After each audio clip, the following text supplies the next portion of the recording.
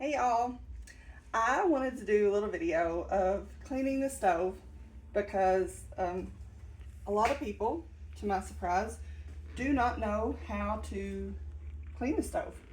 Now this is a flat top, of course. It's got the glass or ceramic or whatever you want to call it. So I'm going to use this stuff and show you how to use it, okay? So first of all, I've got a really dirty stove, okay? I let it get really, really dirty, so I'm gonna first clean it with a sponge. Now I do have one of the little scrubby sponges with the scratchy thing. This is not gonna hurt your stove. Just wanna get all the goop and the gunk off that this will get off before you do anything else. So clean it normally, and this apparently is where most people stop.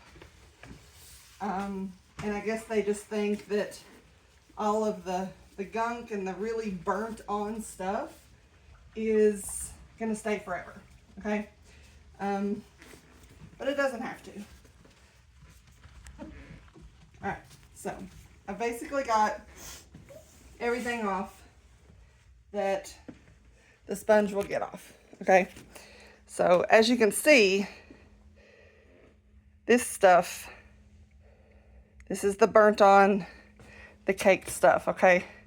It's on the two burners that I use the most. So I can feel this. So I could probably get some of this off with, again, my little scrubby sponge, the rough part that I used. But some of this stuff, you can barely even feel, okay?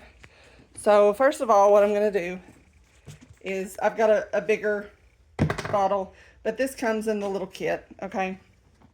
So I'm just gonna put this all over, okay? Just be very generous with it. Now normally this comes with one of the little red sponges, but I have used mine so much and not replaced the red sponge that I literally just cut a piece of this off so that I can use it.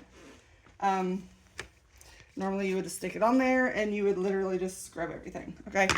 So this is gonna take me just a little longer because I've just got a small piece. So I'm just gonna rub this into all, and you can hear, okay, the difference in where the nastiness is and all the burnt on stuff is. And so you kind of use that as your guide. Again, there's some of the gross stuff. Just gonna get this on there really good.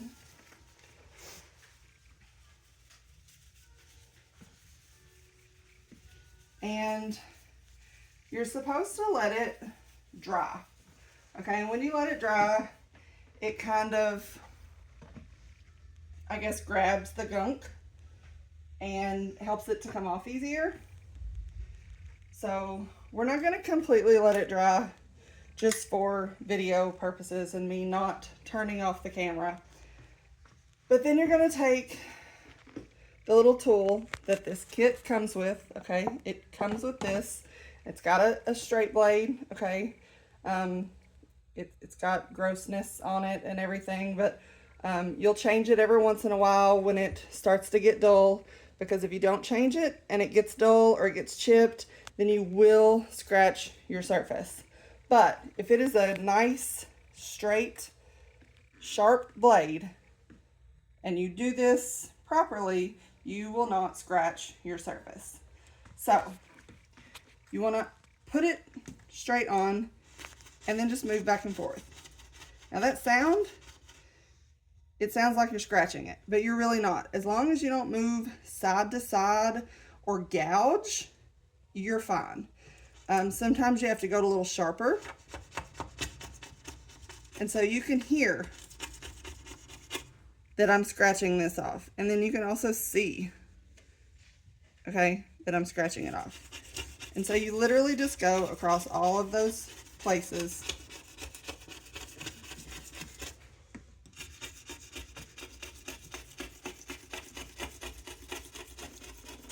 So I'm actually going to clean this big one off, and not clean the small one off so that you can see the difference in the two from before. Now they were both pretty grody.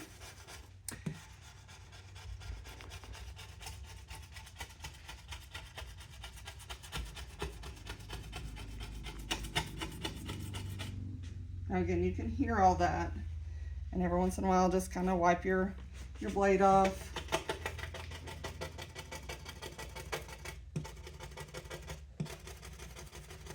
Now I'm doing this kind of quick, again, for video time purposes.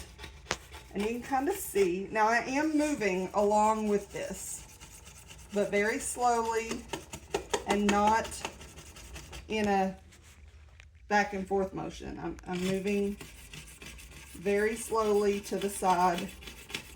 Okay, and this will not scratch your surface. Like I said, if you do it right.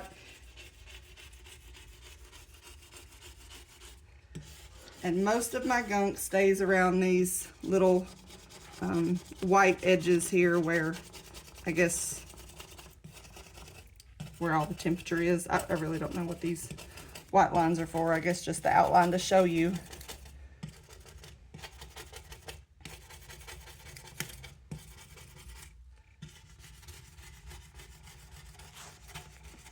I'm sorry, there's a lot of negative space in the video, but now again, if I go like this, I can kind of hear.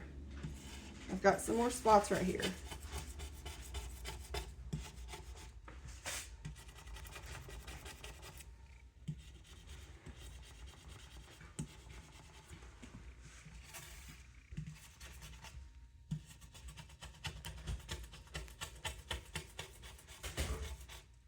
And I don't know how much you can hear on this video, but when I'm starting this and it starts over one of those gross spots and then I finally get it, it's a lot smoother.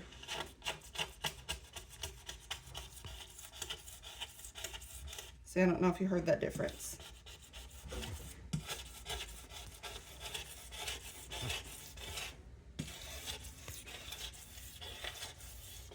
All right, so based on the sound,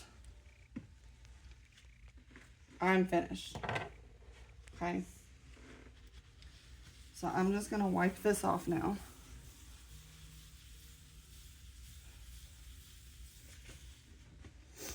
Now, I am the only one allowed to do this because I'm afraid that my husband or my children might actually scratch. Now I do have some spots on here.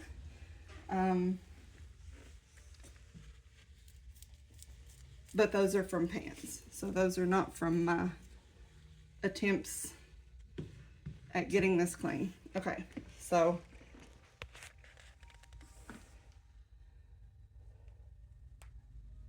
you can see all those gross spots are gone.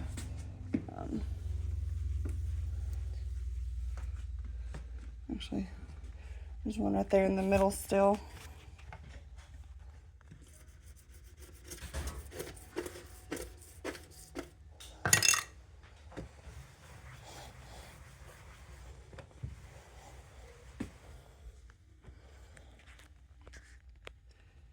So I don't know if you can see that, and I'm going to wipe off this spot. Now again, I put that stuff on there, and it was mostly dry on this side, but if you still see, that stuff is still on there, and I can still feel it. So until you scrape that stuff off, this stuff is not going to do it. It is a cleaner, and it helps to pull it up, and it's a polish. And so once I, do this and I polish everything and I make it look all nice and shiny, then it'll be great. But until I actually use this scraper, that stuff is not going to come off of there.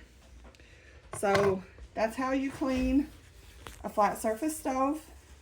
It can be done. You don't have to replace it when it gets all gross and your macaroni boils over, or you spill the grease on it or whatever. So I've seen a lot of cabins that I've went into, luxury cabins that have these gross stains on their cooktops because their cleaners don't know how to clean it properly.